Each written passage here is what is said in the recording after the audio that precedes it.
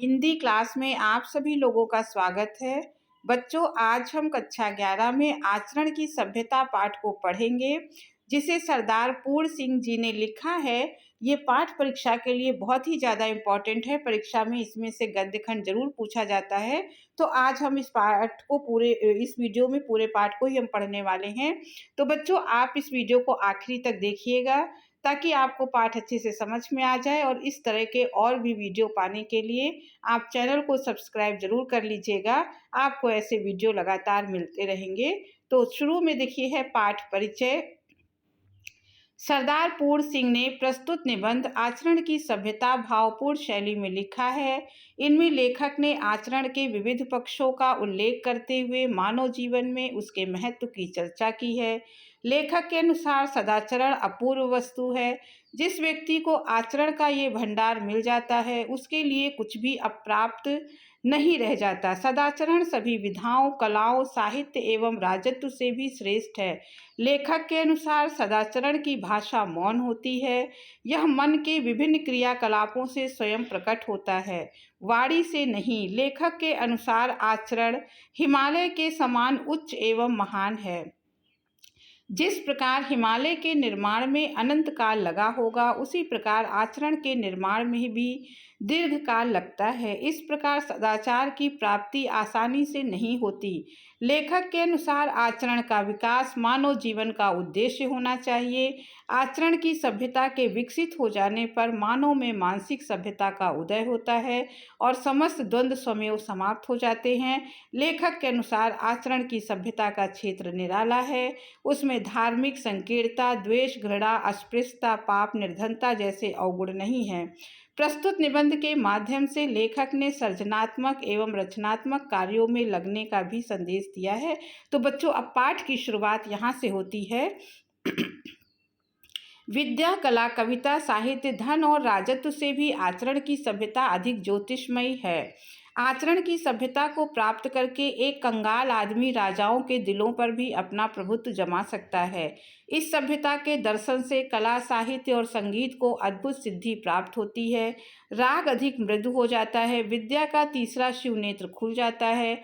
चित्रकला का मौन राग अलापने लग जाता है। वक्ता चुप हो जाता है।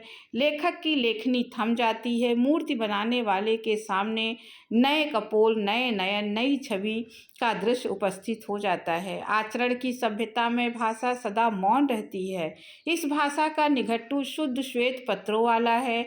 इसमें नाम मात्र के लिए भी शब्द नहीं। ये सभ्याचरण नाद करता हुआ भी मौन है। व्याख्यान देता हुआ भी व्याख्यान के पीछे छिपा है। राग गाता हुआ भी राग के सुर के भीतर पड़ा है। मृदु वचनों की मिठास में आचरण की सभ्यता मौन रूप से खुली हुई है। नम्रता, दया, प्रेम और उदारता सब के सब सभ्याचरण की भाषा के मौन व्याख्यान है। मनुष्य के जीवन पर मौन व्याख्यान का प्रभाव चिरस्थायी होता है और उसकी आत्मा का एक अंग हो जाता है। ना काला, ना नीला, ना पीला, ना सफ़ेद, ना पूर्वी, ना पश्चिमी, ना उत्तरी, ना दक्षिणी, बेनाम, बेनिशान, बेमकान विशाल आत्मा के आचरण के मौन रूपणी सुगंधी सदा प्रसारित हुआ करती है। इसके मौन से प्रसूत प्रेम और पवित्रता धर्म सारे जगत का कल्याण करके विस्तृत होते हैं। इसकी उपस्थिति से मन और हृदय की ऋतु बदल जाती है। तीव्र गर्मी से जले भुने व्यक्ति आचरण के काले बादलों की बूंदाबांदी से शीतल हो जाते हैं। मानसों उत्पन्न शरद ऋतु से क्लेशातुर हुए पुरुष इसकी सुगंध में अटल बसंत ऋतु के आनंद का पान करते हैं। आचरण के नेत्र के एक अश्रु से जगत भर के नेत्र भीग जाते हैं। आचरण के आनंद नृत्य से उन्मदिष्ट होकर वृक्षों और पर्वतों तक के हृदय नृत्य करने लगते हैं। आचरण के मौन व्याख्यान से मनुष्य को एक नया जीवन प्राप्त होता है। नए नए विचार स्वयं ही प्रकट होने लगते हैं। सूखे काष्ठ सचमुच ही हरे हो जाते हैं। सूखे कूपों में जल भर जाता है। नए नेत्र मिलते हैं। कुल पदार्थों के साथ एक नया मैत्री भाव फूट पड़ता है। सूर्य, जल, वायु, पुष्प, पत्थर, घास, पात, नर, नारी और बालक तक में एक अश्रुतपूर्व सुंदर मूर्ति के दर्शन होने लगते हैं। मौन रूपी व्याख्यान की महत्ता इतनी बलवती, इतनी अर्थवती और इतनी प्रभाववती होती है कि उसके सामने क्या मातृभाषा, क्या साहित्य भाषा और क्या अन्य देश की भाषा सबकी सब तुच्छ प्रतीत होती हैं। अन्य कोई भाषा दिव्य नहीं, केवल आचरण की मौन भाषा ही ईश्वरीय है। विचार करके देखो, मौन व्याख्यान किस तरह आपके हृदय की नाड़ी नाड़ी में सुंदरता को पिरो देता है। वह व्याख्यान ही क्या जिसने हृदय की धुन को, मन के लक्ष्य को ही ना बदल दिया। चंद्रमा की मंद मंद हंसी का, तारागढ़ के कटाक्षपूर्ण प्राकृतिक मौन व्याख्यान का प्रभाव किसी कवि के दिल में घुस कर देखो। सूर्यास्त होने के पश्चात श्री केशव चंद्र सेन और महर्षि देवेंद्र नाथ ठाकुर ने सारी रात एक क्षण की तरह गुजार दी। ये तो कल की बात है। कमल और नरगिस में नयन देखने वाले नेत्रों से पूछो कि मौन व्याख्यान की प्रभुता कितनी दिव्य है। प्रेम की भाषा शब्द रहित है, नेत्रों की, कपोलों की, मस्तक की भाषा भी शब्द रहित है। जीवन का तत्व भी शब्द से परे है। सच्चा आचरण, प्रभावशील, अचल, स्थित, संयुक्त आचरण ना तो साहित्य के लंबे व्याख्यानों से गढ़ा जा सकता है, ना वेद की श्रुतियों के मीठे उपदेश से, ना अंजील से, ना कुरान से, ना धर्म चर्चा से, ना केवल सत्संग से। जीवन के अरण्य में धंसे हुए पुरुष के हृदय पर प्रकृति और मनुष्य के जीवन के मौन व्याख्यानों के यत्न से सुनार के छोटे हथौड़े की मंद मंद चोटों की तरह आचरण का रूप प्रत्यक्ष होता है। बर्फ का दुपट्टा बांधे हुए हिमालय इस समय तो अति सुंदर, अति ऊंचा और अति गौरवान्वित मालूम होता है, परंतु प्रकृति ने अगणित शताब्दियों के परिश्रम से रेत का एक एक परमाणु समुद्र के जल में डुबो डुबो कर और उसको अपने विचित्र हथौड़े से सुडौल करके इस हिमालय के दर्शन कराए हैं। आचरण भी हिमालय की तरह एक ऊंचे कलश वाला मंदिर है। यह वो आम का पेड़ नहीं जिसको मदारी एक क्षण में तुम्हारी आंखों में मिट्टी डालकर अपनी हथेली पर जमा दे। इसके बनने में अनंत काल लगा है। पृथ्वी बन गई, सूर्य बन गया, तारागण आकाश में दौड़ने लगे, परंतु अभी तक आचरण के सुंदर रूप के पूर्ण दर्शन नहीं हुए। कहीं कहीं उसकी अत्यल्प छटा स्वयं अवश्य दिखाई देती है। पुस्तकों में लिखे हुए नुस्खों से तो और भी अधिक बदहजमी हो जाती है। सारे वेद और शास्त्र भी यदि घोल कर पी लिए जाए तो भी आदर्श आचरण की प्राप्ति नहीं होती। आचरण प्राप्ति की इच्छा रखने वाले को तर्क वितर्क से कुछ भी सहायता नहीं मिलती। शब्द और वाणी तो साधारण जीवन के चोचले हैं। ये आचरण की गुप्त गुहा में नहीं प्रवेश कर सकते, वहाँ यहाँ इनका कुछ भी प्रभाव नहीं पड़ता। वेद इस देश के रहने वाले के विश्वासानुसार ब्रह्मवाणी है, परंतु इतना काल व्यतीत हो जाने पर भी आज तक वे समस्त जगत की भिन्न भिन्न जातियों को संस्कृत भाषा ना बुला सके, ना समझा सके, ना सिखा सके। ये बात हो कैसे? ईश्वर तो सदा मौन है। ईश्वरीय मौन शब्द और भाषा का विषय नहीं, वो केवल आचरण के कान में गुरु मंत्र फूंक सकता है। वो केवल ऋषि के दिल में वेद का ज्ञानोदय कर सकता है। किसी का आचरण वायु के झोंके से हिल जाए तो हिल जाए, परंतु साहित्य और शब्द की गोलंदाजी और आंधी से उसके सिर के एक बाल तक का बांका ना होना एक साधारण बात है।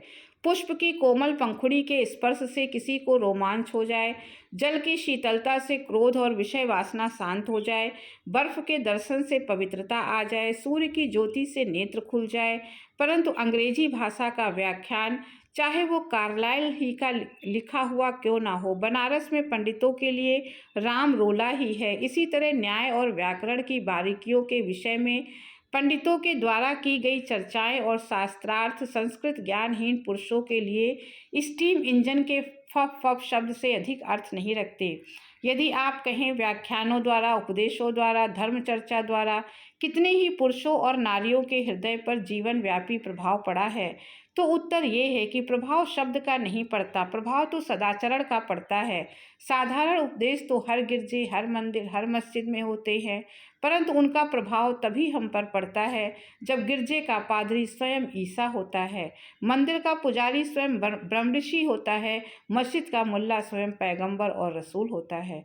यदि एक ब्राह्मण किसी को डूबती कन्या की रक्षा के लिए, चाहे वो कन्या जिस जाति की हो, जिस किसी मनुष्य की हो, जिस किसी देश की हो, अपने आप को गंगा में फेंक दे, चाहे उसके प्राण ये काम करने में रहें चाहे जाएं, तो इस कार्य में प्रेरक आचरण की मौनमयी भाषा किस देश में, किस जाति में और किस काल में कौन नहीं समझ सकता। प्रेम का आचरण, दया का आचरण, क्या पशु क्या मनुष्य, जगत के सभी चराचर आप ही आप समझ लेते हैं। जगत भर के बच्चों की भाषा इस भाष्यहीन भाषा का चिन्ह है। बालकों के इस शुद्ध मौन का नाद और हास्य भी सब देशों में एक सा ही पाया जाता है। मनुष्य का जीवन इतना विशाल है कि उसके आचरण को रूप देने के लिए नाना प्रकार के ऊंच नीच और भले बुरे विचार, अमीरी गरीबी, उन्नति और अवनति इत्यादि सहायता पहुंचाते हैं। पवित्र अपवित्रता उतनी ही बलवती है जितनी कि पवित्र पवित्रता। जो कुछ जगत में हो रहा है वह केवल आचरण के विकास के अर्थ में हो रहा है। अंतरात्मा वही काम करती है जो बाह्य पदार्थों के संयोग का प्रतिबिंब होता है, जिनको हम पवित्रात्मा कहते हैं। क्या पता है किन किन कूपों से निकलकर वे अब उदय को प्राप्त हुए हैं, जिनको हम धर्मात्मा कहते हैं। क्या पता है किन किन अधर्मों को करके वे धर्म ज्ञान को पा सके हैं, जिनको हम सभ्य कहते हैं, और जो अपने जीवन में पवित्रता को ही सब कुछ समझते हैं।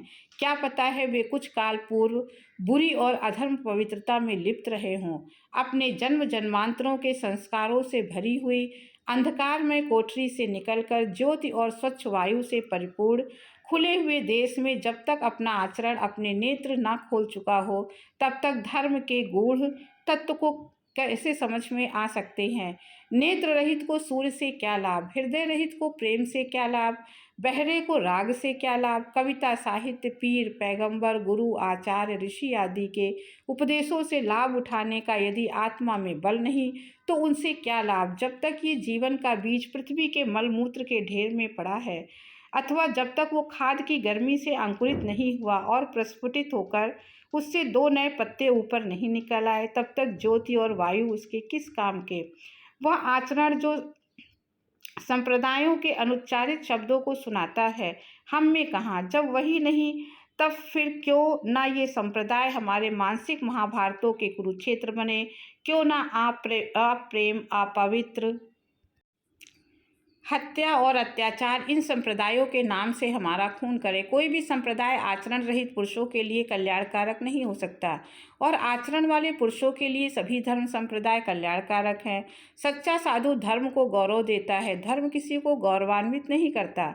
आचरण का विकास जीवन का परमोद्देश्य है। आचरण के विकास के लिए नाना प्रकार की सामग्रियों का जो संसार संभूत शारीरिक, प्राकृतिक, मानसिक और आध्यात्मिक जीवन में वर्तमान है, उन सबका क्या एक पुरुष और क्या एक जाति के आचरण के विकास के साधनों के संबंध में विचार करना होगा। आचरण के विकास के लिए जितने कर्म हैं उन सबको आचरण के संगठनकर्ता धर्म के अंग मानना पड़ेगा, चाहे कोई कितना ही बड़ा महात्मा क्यों ना हो। वह निश्चय पूर्वक ये नहीं कह सकता कि यूं ही करो और किसी तरह नहीं। आचरण की सभ्यता की प्राप्ति के लिए वो सबको एक पथ नहीं बता सकता। आचरणशील महात्मा स्वयं भी किसी अन्य की बनाई हुई सड़क से नहीं आया, उसने अपनी सड़क स्वयं ही बनाई थी। इसी से उसके बनाए हुए रास्ते पर चलकर हम भी अपने आचरण को आदर्श के ढांचे में नहीं ढाल सकते। हमें अपना रास्ता अपने जीवन की कुदाली की एक एक चोट से रात दिन बनाना पड़ेगा और उसी पर चलना भी पड़ेगा। हर किसी को अपने देश कालानुसार राम प्राप्ति के लिए अपनी नैया आप ही बनानी पड़ेगी और आप ही चलानी भी पड़ेगी। यदि मुझे ईश्वर का ज्ञान नहीं तो ऐसे ज्ञान से ही क्या प्रयोजन। जब तक मैं अपना हथौड़ा ठीक ठीक चलाता हूँ और रूपहीन लोहे को तलवार के रूप में गढ़ देता हूँ, तब तक मुझे ईश्वर का ज्ञान नहीं तो नहीं होने दो। उस ज्ञान से मुझे प्रयोजन ही क्या। जब तक मैं अपना उद्धार ठीक और शुद्ध रीति से किए जाता हूँ, तब तक यदि मुझे आध्यात्मिक पवित्रता का भान नहीं होता तो ना होने दो। उससे सिद्धि ही क्या हो सकती है। जब तक किसी जहाज के कप्तान के हृदय में इतनी वीरता भरी हुई है कि वो महाभयानक समय में अपने जहाज को नहीं छोड़ता, तब तक यदि वो मेरी और तेरी दृष्टि में शराबी और स्त्रैण है तो उसे वैसा ही होने दो। उसकी बुरी बातों से हमें प्रयोजन ही क्या। आंधी हो, बर्फ हो, बिजली की कड़क हो, समुद्र का तूफान हो, वो दिन रात आंखें खोले अपने जहाज की रक्षा के लिए जहाज के पुल पर घूमता हुआ अपने धर्म का पालन करता है। वह अपने जहाज के साथ समुद्र में डूब जाता है, परंतु अपना जीवन बचाने के लिए कोई उपाय नहीं करता। क्या उसके आचरण का ये अंश मेरे तेरे बिस्तर और आसन पर बैठे बिठाए कहे हुए निरर्थक शब्दों के भाव से कम महत्व का है। ना मैं किसी गिरजे में जाता हूँ और ना किसी मंदिर में, ना मैं नमाज पढ़ता हूँ, ना रोजा रखता हूँ, ना संध्या ही करता हूँ और ना ही देव पूजा ही करता हूँ। ना किसी आचार्य के नाम का मुझे पता है और ना किसी के आगे मैंने सिर झुकाया है। तो इससे प्रयोजन ही क्या और इससे हानि भी क्या। मैं तो अपनी खेती करता हूँ, अपने हल और बैलों को प्रातःकाल उठकर प्रणाम करता हूँ। मेरा जीवन जंगल के पेड़ों और पत्तियों की संगति में गुजरता है। आकाश के बादलों को देखते दिन मेरा दिन निकल जाता है। मैं किसी को धोखा नहीं देता। हाँ, यदि मुझे कोई धोखा दे तो उससे मेरी कोई हानि नहीं। मेरे खेत में अन्न उग रहा है, मेरा घर अन्न से भरा है। बिस्तर के लिए मुझे एक कमली काफ़ी है, कमर के लिए लंगोटी और सिर के लिए एक टोपी बस है। हाथ पांव मेरे बलवान हैं, शरीर मेरा निरोग है, भूख खूब लगती है। बाजरा और मकई, छाछ और दही, दूध और मक्खन मुझे और मेरे बच्चों को खाने के लिए मिल जाता है। क्या इस किसान की सादगी और सच्चाई में मिठास नहीं, जिसकी प्राप्ति के लिए भिन्न भिन्न धर्म संप्रदाय लंबी चौड़ी और चिकनी चुपड़ी बातों के द्वारा दीक्षा दिया करते हैं। जब साहित्य, संगीत और कला की अति ने रोम को घोड़े से उतारकर मखमल के गद्दों पर लिटा दिया, जब आलस्य और विषय विकार की लंपटता ने जंगल और पहाड़ की साफ हवा को असभ्य और उदंड जीवन में रोम वालों का मुख मोड़ दिया, तब रोम नरम तकियों और बिस्तरों पर ऐसा सोया कि अब तक ना आप जागा और ना कोई उसे जगा सका। एंग्लो सैक्सन जाति ने जो उच्च पद प्राप्त किया, वो अपने समुद्र और जंगल और पर्वत से संबंध रखने वाले जीवन से ही प्राप्त किया। जाति की उन्नति लड़ने भिड़ने, मरने मारने, लूटने और लूटे जाने, शिकार करने और शिकार होने वाले जीवन का ही परिणाम है। लोग कहते हैं कि केवल धर्म ही जाति की उन्नति करता है। ये ठीक है, परंतु वो धर्मांकुर जो जाति को उन्नत करता है, इस असभ्य कमीने पापमय जीवन की गंदी राख के ढेर के ऊपर नहीं उगता है। मंदिरों और गिरजों की मंद मंद टिमटिमाती हुई मोमबत्तियों की रोशनी से यूरोप इस उच्चावस्था को नहीं पहुंचा। वह कठोर जीवन जिसको देश देशांतरों में ढूंढते फिरते रहने के बिना शांत नहीं मिलती, जिसकी अंतर्ज्वाला दूसरी जातियों को जीतने, लूटने, मारने और उन पर राज करने के बिना मंद नहीं पड़ती, केवल वही विशाल जीवन मनुष्य समुद्र की छाती पर मूंग दलकर और पहाड़ों को फांद कर उसको उस महानता की ओर ले गया और ले जा रहा है। रॉबिन हुड की प्रशंसा में जो कवि अपनी सारी शक्ति खर्च कर देते हैं, उन्हें तत्वदर्शी कहना चाहिए, क्योंकि रॉबिन हुड जैसे भौतिक पदार्थों से ही नेल्सन और वेलिंगटन जैसे अंग्रेज वीरों की हड्डियां तैयार हुई थी। लड़ाई के आजकल के सामान, गोला बारूद, जंगी जहाज और तिजारती बेड़ों आदि को देखकर कहना पड़ता है कि इनसे वर्तमान सभ्यता से भी कहीं अधिक उच्च सभ्यता का जन्म होगा। धर्म और आध्यात्मिक विद्या के पौधे को ऐसी आरोग्यवर्धक भूमि देने के लिए जिसमें वो प्रकाश और वायु में सदा खिलता रहे, सदा फूलता रहे, सदा फलता रहे, ये आवश्यक है कि बहुत से हाथ एक अनंत प्रकृति के ढेर को एकत्र करते रहें। धर्म की रक्षा के लिए क्षत्रियों को सदा ही कमर बांधे हुए सिपाही बने रहने का भी तो यही अर्थ है। यदि कुल समुद्र का जल उड़ा दो तो रेडियम धातु का एक कण कहीं हाथ लगेगा।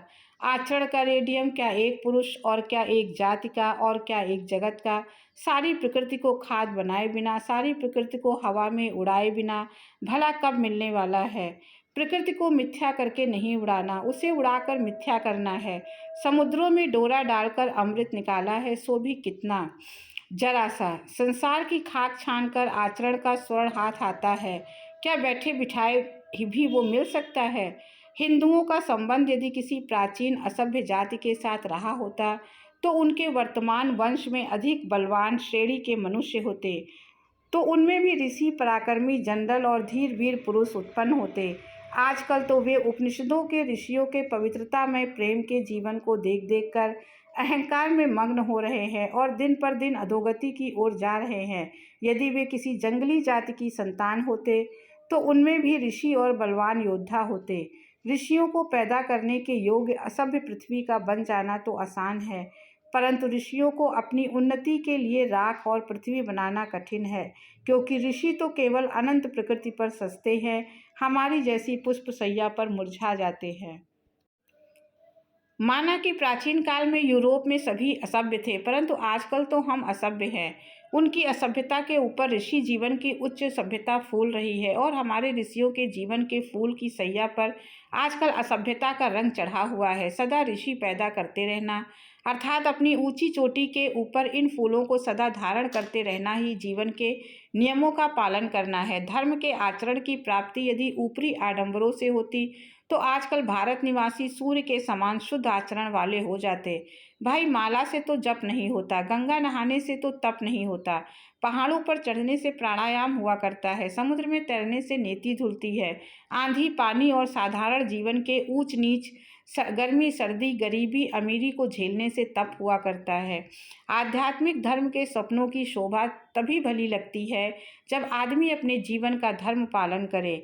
खुले समुद्र में अपने जहाज पर बैठकर समुद्र की आध्यात्मिक शोभा का विचार होता है।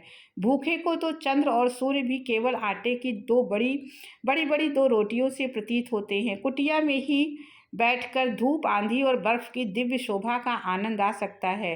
प्राकृतिक सभ्यता के आने पर ही मानसिक सभ्यता आती है और तभी वो स्थिर भी रह सकती है। मानसिक सभ्यता के होने पर ही आचरण सभ्यता की प्राप्ति संभव है और तभी वो स्थिर भी हो सकती है। जब तक निर्धन पुरुष पाप से अपना पेट भरता है तब तक धनवान पुरुष के शुद्धाचरण की पूरी परीक्षा नहीं। इसी प्रकार जब तक अज्ञानी का आचरण अशुद्ध है तब तक ज्ञानवान के आचरण की पूरी परीक्षा नहीं। तब तक जगत में आचरण की सभ्यता का राज नहीं। आचरण की सभ्यता का देश ही निराला है। उसमें ना शारीरिक झगड़े हैं, ना मानसिक, ना आध्यात्मिक, ना उसमें विद्रोह है, ना जंग का ही नामो निशान है और ना वहाँ कोई ऊंचा है ना नीचा है, ना कोई वहाँ धनवान है और ना कोई वहाँ निर्धन। वहाँ प्रकृति का नाम नहीं, वहाँ तो प्रेम और एकता का अखंड राज रहता है। जिस समय आचरण की सभ्यता संसार में आती है उस समय नीले आकाश से मनुष्य को वेद ध्वनि सुनाई देती है। नर नारी पुष्पवत खिलते जाते हैं, प्रभात हो जाता है, प्रभात का गजर बज जाता है, नारद की वीणा आलापने लगती है, ध्रुव का शंख गूंज उठता है, प्रहलाद का नृत्य होता है, शिव का डमरू बजता है, कृष्ण की बांसुरी की धुन प्रारंभ होती है। जहाँ ऐसे शब्द होते हैं वहाँ ऐसे पुरुष रहते हैं, वहाँ ऐसी ज्योति होती है। वही आचरण का सभ्यता का सुनहरा देश है, वही देश मनुष्य का स्वदेश है। जब तक घर ना पहुँच जाए सोना अच्छा नहीं। चाहे वेदों में, चाहे इंजील में, चाहे कुरान में, चाहे त्रिपिटक में, चाहे स्थान में, चाहे इस स्थान में, चाहे उस स्थान में, कहीं भी सोना अच्छा नहीं। आलस्य मृत्यु है। लेख तो पेड़ों के चित्र सदृश होते हैं, पेड़ तो होते हैं वही जो फल लावे। लेखक ने ये चित्र इसलिए भेजा है कि सरस्वती में चित्र को देखकर शायद कोई असली पेड़ जाकर देखने का यत्न करे। तो बच्चों, आपको ये पाठ अच्छे से समझ में आ गया होगा। आपको अच्छा लगा हो तो सब्सक्राइब कीजिएगा, लाइक कीजिएगा, अधिक से अधिक शेयर कीजिएगा। अब अगले वीडियो में फिर किसी टॉपिक के साथ मिलेंगे। तब तक के लिए धन्यवाद।